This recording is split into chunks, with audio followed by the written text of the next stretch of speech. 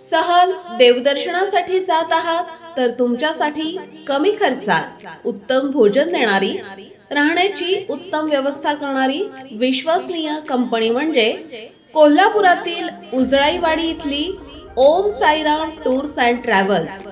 होय, कौटुंबिक प्रवास, दूध संस्था, शेतकरी सहली, ग्रामपंचायत सहली यासाठी Swift Dzire, Innova Crysta, 35 seater, 39 seater bus, 17 seater tempo traveller, 50 seater sleeper bus भाड्याने उपलब्ध आहेत.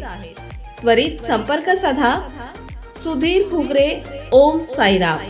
संपर्कासाठी मोबाईल क्रमांक 9767001819.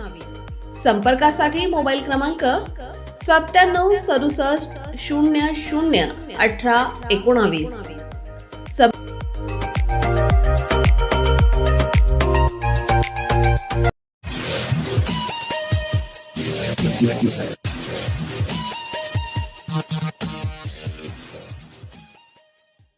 नमस्कार, मी अनिल उपाध्ये. शिवसिद्ध बातमीपत्रात आपलं स्वागत आहे. पाहूया आजची बातमी.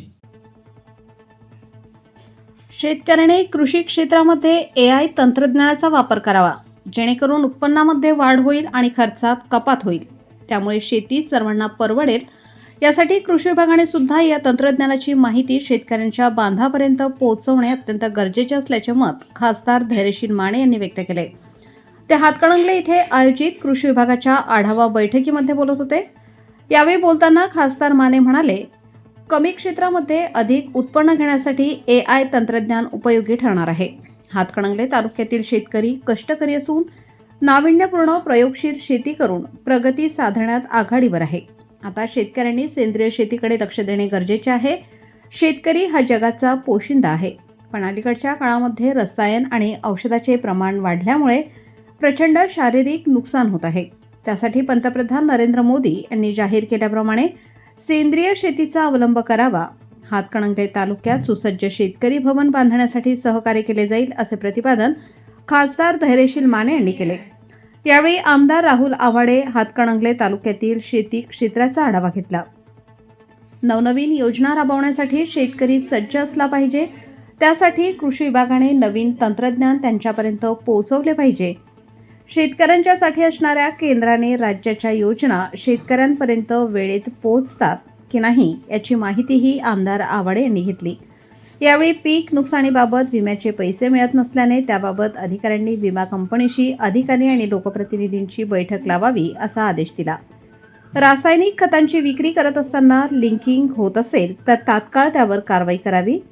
आमदार अशोकराव माने, पंचायत समिती सभापती अश्विनी बिरांजे, तहसीलदार सुशीलकुमार बेल्हेकर, कृषी उपसंचालक नामदेव परीट प्रमुख उपस्थित होते.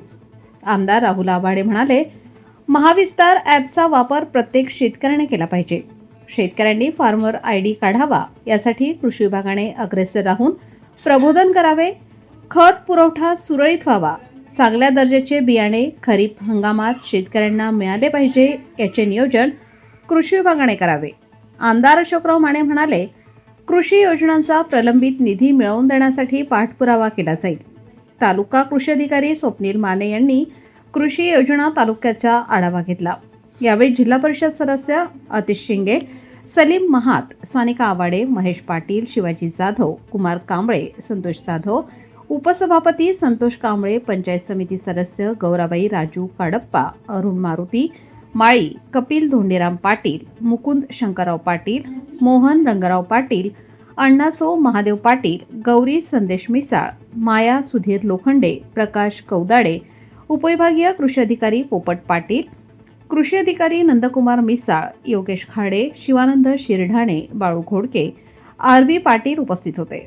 यावेळी शेतकरी मच्छिंद्र कुंभार, सयाजी गायकवाड, मोहन पाटील, प्रकाश कौंदाडे, कपिल पाटील यांनी शेतीबाबत प्रश्न विचारत समस्या मांडल्या.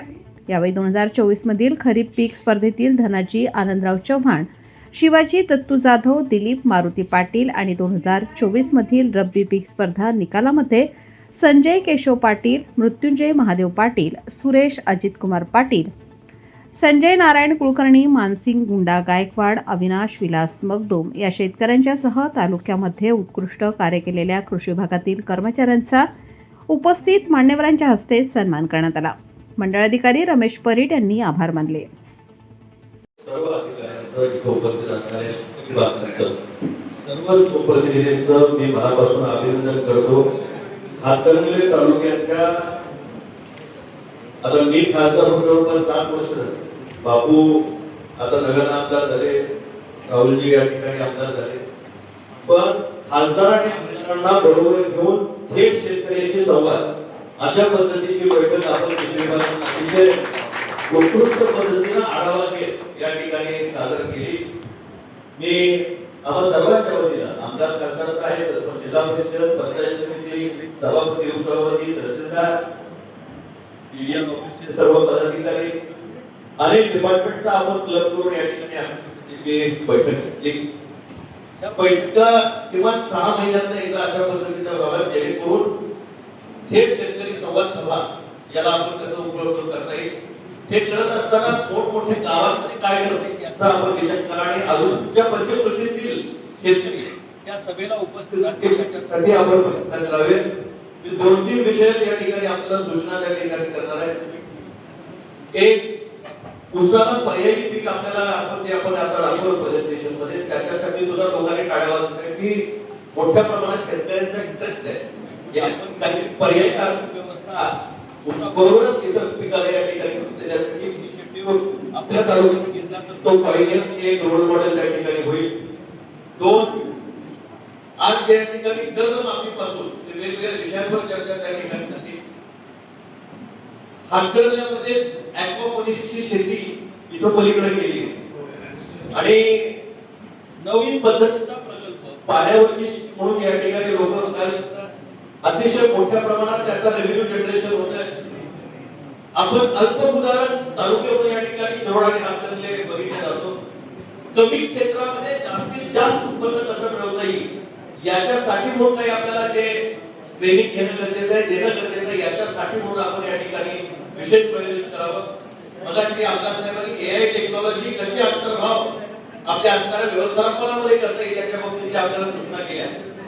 तर तुम्ही जर मास्टर ट्रेनर झाला, तुम्ही स्वतःला अपग्रेड करून घेतलं, शेतकऱ्याला आपण नंतर करू, पण जोपर्यंत डिपार्टमेंट याच्या बाबतीत अपग्रेड होत नाही, डिपार्टमेंटचे असणारे सर्व या ठिकाणी आपले सहकारी एकत्रपणे एआय शी फॅमिलियर होत नाहीत आणि त्याला दरवेळी काही ना काहीतरी नवीन तंत्रज्ञानाची जोड कशा पद्धतीने या ठिकाणी शेती क्षेत्रामध्ये सुद्धा देता येईल याचा वापर आपण सुद्धा या ठिकाणी करण्यासाठी प्रयत्न करावा. मी आता सखोल चर्चा करत नाही, कारण प्रश्न उत्तरामध्ये बऱ्यापैकी वाहतो सगळ्या गोष्टींचा, शेतकऱ्यांचा, आमदारांचा, खासदारांचा, इथं असणाऱ्या जिल्हा परिषद पंचायत समिती सदस्यांचा झालाय. प्रत्येक गोष्टीवर सकारात्मक उत्तर आणि चांगल्या पद्धतीचं या ठिकाणी ॲटिट्यूड प्रशासनाकडून सुद्धा दाखवण्यात आलं. हातकणंगले तालुका हा कृषी क्षेत्रामधला अतिशय अग्रगण्य असणारा तालुका आहे आणि या तालुक्यानं कृषी क्रांतीचं नवीन आयाम करण्याच्या दृष्टिकोनातून जी पावलं टाकली, ऐतिहासिक पावलं टाकली, त्याच्यामुळेच खऱ्या अर्थानं जगाच्या पाठीवर महाराष्ट्र आणि महाराष्ट्र पाठीवर खऱ्या अर्थानं कोल्हापूर जिल्ह्यातला असणारा विशेषतः हातकणंगले शिरोळ तालुक्यातला जो शेतकरी आहे तो अतिशय प्रयोगशील आहे. त्याच्यामध्ये नवीन काहीतरी अवलंबण्याची तयारी आहे आणि मानसिकता आहे. त्याचं या ठिकाणी व्यवस्थित जर त्याला मार्ग दाखवला तर तो त्या दिशेला पुढे जातो आणि आपल्या क्षेत्रामध्ये अतिशय उत्कृष्ट काम करून दाखवतो. 100 हेक्टर ऊस काढणारे शेतकरी आपल्याकडे सर्रास बघायला मिळतात. मी बारामतीमध्ये परवा पाहिलं 167 टन किंवा 68 टनापर्यंत आता ते त्या ठिकाणी जाऊन पोहोचले. ऊसाची उंची, त्याचं असणारं वजन, कमी क्षेत्रामध्ये त्याचं पॅटर्न आता वेगळ्या पद्धतीने करायचा प्रयत्न या ठिकाणी करतायत. निश्चितपणे महाराष्ट्रामध्ये बारामतीचं जे अनुकरण आहे अनेक या ठिकाणी केलं जातं. ऊसाच्या बाबतीत तेही मॉडेल आपल्याला कशा पद्धतीने आपल्या तालुक्यामध्ये करता येईल याची आपण माहिती त्या ठिकाणी घ्यावी. दुसरा एक महत्त्वाचा संदेश, मे महिना चालू होतोय, खरीपाचा आढावा आपण घेतोय, योग्य तयारी कशी आहे याची माहिती आपण शेतकऱ्यांना देतोय, पण उष्मघाताचा सुद्धा परिणाम फार मोठ्या प्रमाणात या ठिकाणी होतोय. टेम्परेचर वाढलंय, शेतकऱ्यांनी दुपारच्या वेळी शक्यतो या ठिकाणी आपला व्यवसायच असा आहे की तो उन्हातान्हाचा या ठिकाणी करावा लागतो, पण निश्चितच या ठिकाणी आपल्याला सांगेल की आपली काळजी घेत या ठिकाणी करावं. कालच मी पंचायत समिती का जिल्हा परिषदेचा आपला एक शिपायांचा मुलगा बनसोडे मुंबईचा देवपुरे 12वीत असणाऱ्या मुलाला उष्माघाताचा या ठिकाणी त्रास, आपण एक जीव गमावून बसतो. तरुणांना सुद्धा सहन होणार नाही अशा पद्धतीचे या ठिकाणी लाट काही वेळा या ठिकाणी असते. आपण वडीलधारी मंडळी असाल, तरुण मित्र असाल, माता भगिनींना विनंती करायची आहे की आपण चांगले शेतकरी आहात, पण त्याचबरोबर उष्माघाताला कुठं बळी पडू नये याची काळजी आपण स्वतःहून, शासन त्या ठिकाणी योग्य त्या सूचना देण्याचा प्रयत्न करतोय, पण आपणही त्याच्यामध्ये या ठिकाणी सगळ्यांनी एकमेकाला सहकार्य करावं ही विनंती या निमित्तानं करतो. हातकणंगले तालुक्याचं नियोजन अतिशय नेटकं झालेलं आहे. चांगल्या पद्धतीचा उपाययोजना आपण करताय. वेगवेगळ्या डिपार्टमेंटचा कन्व्हर्जन्स एकत्र करून एक कॉमन प्रोग्राम या ठिकाणी आमदार साहेबांनी मला एमएसपीचं त्या ठिकाणी सांगितलं असेल किंवा आणि बँकिंग क्षेत्रातलं काही सांगितलं असेल, इन्शुरन्स क्षेत्रातलं काही सांगितलं असेल, याची एक कलेक्टिव्ह मीटिंग तहसीलदार साहेब आपण एकत्रपणे घेणं गरजेचं आहे. आणि ज्या ज्या अलाइड एजन्सीज आहेत त्या सगळ्यांना एकत्रपणे या ठिकाणी खतापासून त्या सगळ्यांचे एकदा आपण या ठिकाणी चर्चा झाली की जनरल घ्यायची गरज नाही, पण याचा फॉर्म्युला सेट झाला तर तो वर्षभर फॉलो झाला पाहिजे याची खबरदारी आपण या तालुक्यामध्ये या ठिकाणी करूया. आज या कार्यक्रमाला आपण सर्वजण इतक्या मोठ्या प्रमाणात या ठिकाणी उपस्थित झाला. शेतकरी बांधवांनी सुद्धा विविध प्रश्नांवर या ठिकाणी आपल्या प्रकाशझोत टाकली. आमदार साहेबांनी सुद्धा या ठिकाणी विशेषतः वेगवेगळ्या विषयावर दोन्ही आमदारांनी अतिशय चांगल्या पद्धतीने सांगितलं. जिल्हा परिषद आणि पंचायत समितीचे सदस्य पहिल्यांदा निवडून आल्यानंतर पहिलीच घरी बाळावा बैठक त्याला या ठिकाणी ते आज साक्षीदार आहे. मी स्वतः जिल्हा परिषदेचा कृषी व पशुसंवर्धन सभापती होतो आणि मग जिल्हा परिषदेचा उपाध्यक्ष. त्यामुळे जी आता योजना मगाशी बोलता बोलता तुम्ही सांगितलं की अवजारांची बँक किंवा त्या ठिकाणी ते तयार होते, आम्ही त्या काळामध्ये तयार केली. जिल्हा परिषद त्यावेळेचं पॉइंटर होतं, मी उपाध्यक्ष असताना आम्ही कृषी विभागामार्फत तयार केलं होतं. आज शासनानं परत ते 5 कोटी रुपये देऊन राज्यव्यापी प्रत्येक जिल्ह्याला अशा पद्धतीचं अवजार बँक तयार करण्याचं काम त्या ठिकाणी शासन करत आहे. जिथं साधनं कमी असतात त्यावेळी मार्ग काढावा लागतो. पशुसंवर्धनाला सुद्धा तशीच त्यावेळी परिस्थिती होती. बापू तुम्ही योगायोगाला हे दोन्ही आमदार जिल्हा परिषदेचे सदस्य आणि खासदार जिल्हा परिषद सांगायचं तात्पर्य की आम्ही ह्या स्थानिक स्वराज्य संस्थेमधनं तयार झालेले आम्ही सर्वजण या ठिकाणी कार्यकर्ते आहोत. त्यामुळं पशुसंवर्धन विभागाला तर डॉक्टरांची दवाखाने होते, पण डॉक्टरच नाही अशी परिस्थिती होती.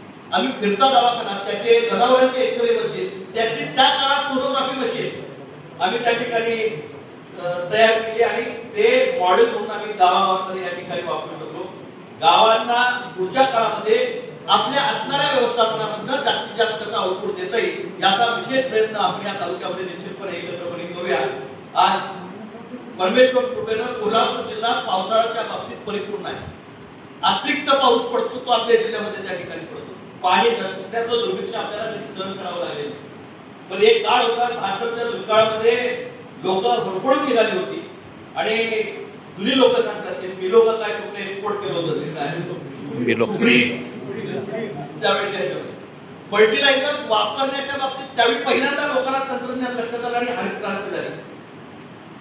फर्टिलायझर्स वापरायला सांगितले पण कसे वापरायचे ह्याचं काही प्रशिक्षण दिलं नाही. कारण त्यावेळी पोटं भरण्याची गरज होती, मास प्रोडक्शनची गरज होती, क्वांटिटीवर या ठिकाणी आपल्याला लक्ष देणं गरजेचं होतं. आज रिव्हर्स मेकॅनिझम तयार झाले. आपण फर्टिलायझर्स कडनं परत ऑर्गॅनिक कडे त्या ठिकाणी निघालो. त्यावेळी आपल्याला हे शास्त्र परत लोकांच्या म्हणजे आपल्या भारतातच शास्त्र आहे, हे जगापेक्षा रॉकेट सायन्स काही नाही. ऑर्गॅनिक कडे परत आपण त्या ठिकाणी निघालोय. पण फर्टिलायझर्सचा तंत्रशुद्ध वापर कसा करावा याचं सुद्धा प्रशिक्षण शेतकऱ्यांना योग्य पद्धतीने दिलं तर त्यावेळी जे चुकीच्या पद्धतीचा वापर होता त्याला आता कुठेतरी आळा बसेल. जमिनीचा पोत व्यवस्थित त्या ठिकाणी राहील, सामू व्यवस्थित राहील आणि प्रत्येक जमिनीला त्याला कस या ठिकाणी अतिशय चांगल्या येण्यामध्ये आपण योग्य पद्धतीचं जर नियोजन केलं तर त्याचा या ठिकाणी फायदा येणाऱ्या काळामध्ये त्या ठिकाणी होईल. मी पावसाचा काळ येणार असताना 90% आपण त्या ठिकाणी सांगितलं की उद्याच्या काळामध्ये पावसाचं प्रमाण उन्हाळा एका बाजूला जास्त आहे आणि पाऊस सुद्धा मोठ्या प्रमाणात होण्याची शक्यता या ठिकाणी वर्तमान स्थितीमध्ये आपण त्या ठिकाणी सांगितले. दोन्हीची तयारी कृषी विभागाने ठेवणं त्या ठिकाणी गरजेचं आहे आणि त्या दृष्टिकोनातून शेतकऱ्यांना सुद्धा आपण मगाशी जे या ठिकाणी विविध योजना आहेत त्याचे कॅम्प प्रत्येक गावामध्ये कशा पद्धतीने घेता येईल आणि त्याची प्रचार प्रसिद्धी करता येईल याचा प्रयत्न आपण सगळ्यांनी सामूहिकपणे करावा एवढी विनंती आपल्या सर्वांना या ठिकाणी करतो.